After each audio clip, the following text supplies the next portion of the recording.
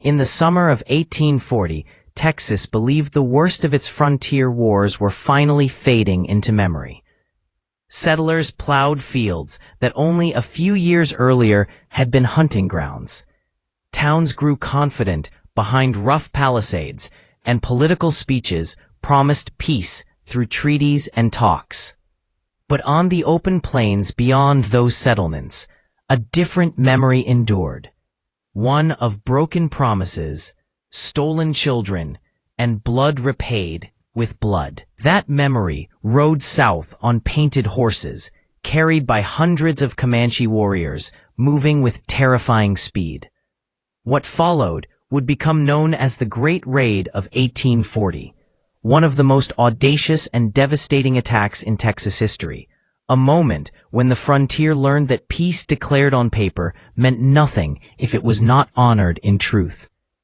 To understand why the raid happened, you have to step back into the tense world of early Texas. This was a land in violent transition, claimed by Mexico, then by rebellious settlers, and finally by the young Republic of Texas.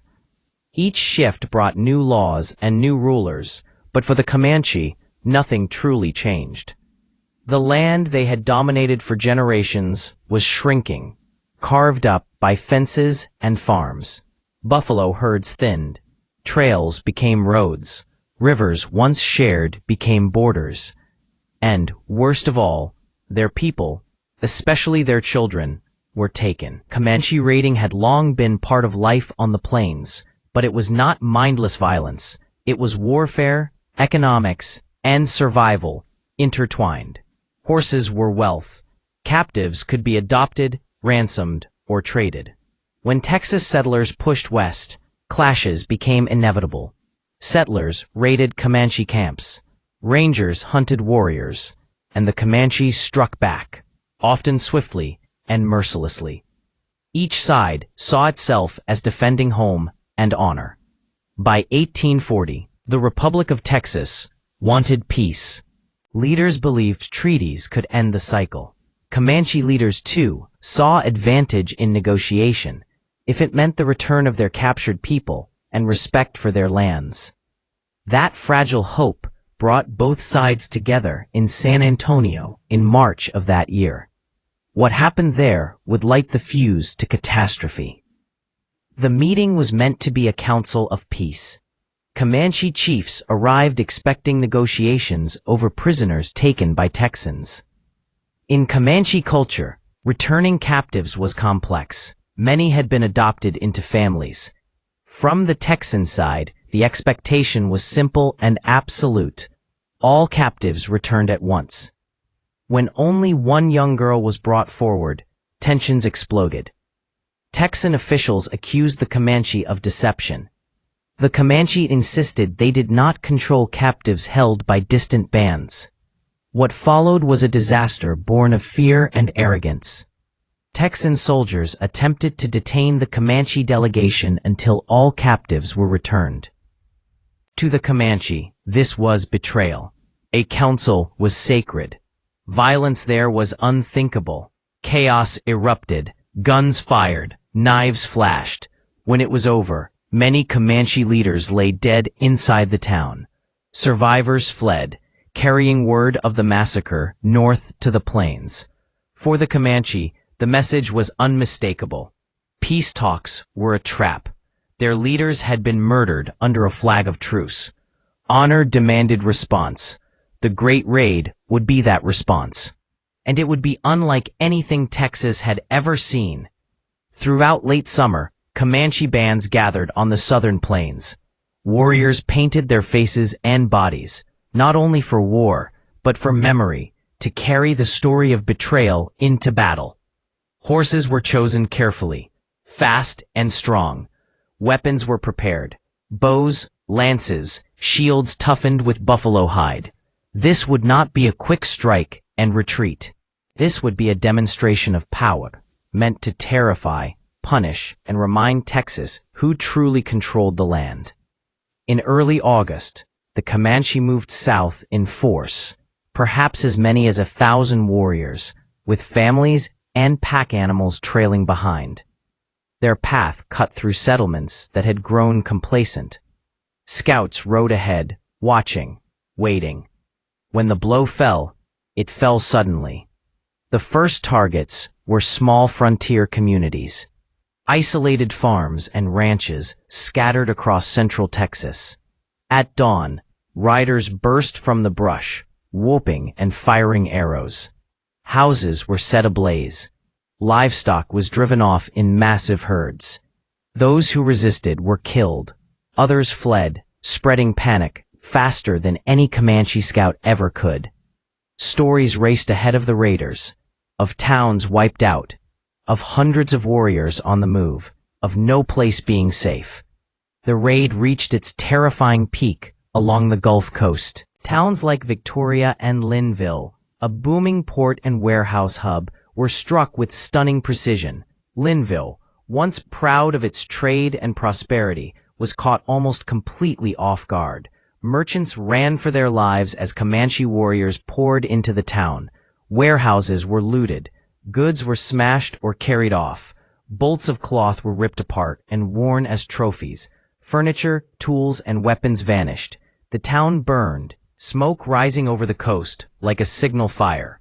What made the raid unique was not just its violence, but its scale. The Comanche did not simply kill and leave. They took everything.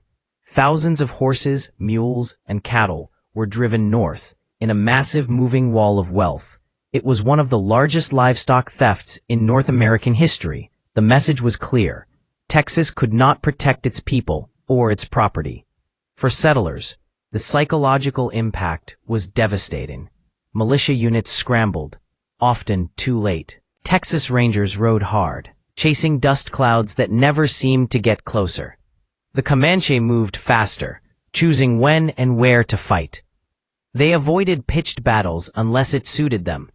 Their goal was not conquest, but humiliation and warning. Eventually, Texan forces did catch up near Plum Creek. What followed was a chaotic running battle rather than a single decisive clash. Rangers and militia attacked the long column of Comanche and stolen livestock.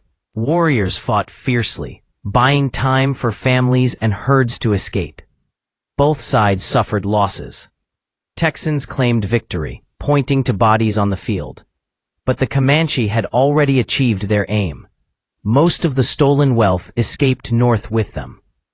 When the dust settled, Texas was changed. The Great Raid exposed the fragile reality of frontier security. It proved that treaties signed under pressure meant nothing without trust. It showed that underestimating the Comanche was a fatal mistake. For the Comanche, the raid was vengeance, a declaration that betrayal would be answered on a scale impossible to ignore. But victory carried its own cost. The raid hardened attitudes on both sides. Texans responded by expanding ranger forces, building forts deeper into Comanche territory, and adopting harsher policies toward native peoples. The cycle of violence intensified. Within a generation, disease, relentless warfare, and forced removal would shatter Comanche dominance on the plains. The Great Raid of 1840 stands as a brutal reminder of a truth often buried beneath legends of the frontier. This was not a simple story of civilization versus savagery. It was a collision of cultures, each convinced of its own justice, each scarred by loss. The Comanche were not invaders from nowhere. They were defending a world that was disappearing beneath fences and flags. The Texans were not merely aggressors.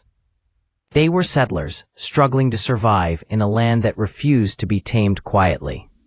On that summer day, when Comanche riders thundered toward the coast, Texas learned that peace built on betrayal is no peace at all. It learned that power on the frontier belonged not to paper treaties, but to those who could enforce their will across vast, unforgiving distances. And it learned that history is not shaped only by speeches and laws, but by moments of fire, blood, and memory that echo long after the smoke clears. If you're walking the quiet streets of those old towns today, it's hard to imagine the terror that once swept through them. But beneath the calm lies a story of warning and consequence. The Great Raid was not just an attack. It was a message written in hoofbeats and flame, a message that still speaks from the shadows of Texas history.